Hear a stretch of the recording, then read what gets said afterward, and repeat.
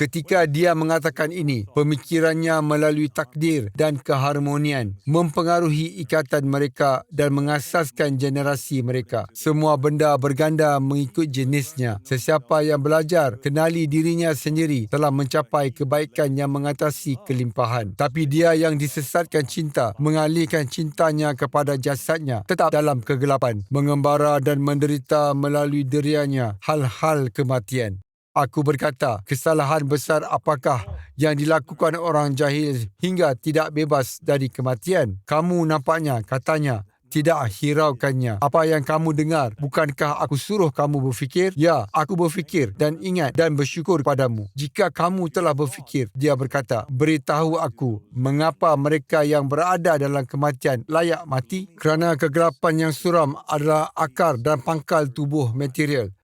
Dari situ datangnya sifat lembab. Dari jasad alam panca indera dan dari jasad itu kematian mengeluarkan air.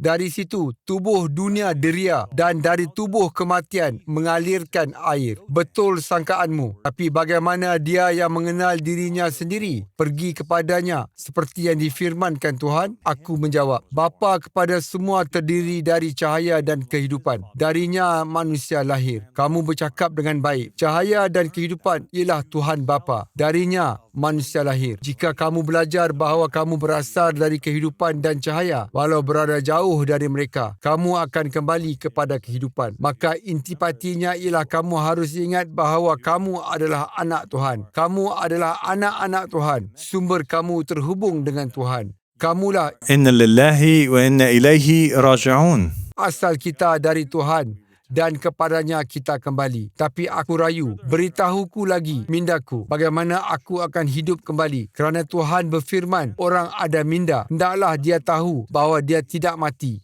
Bukankah semua manusia ada minda?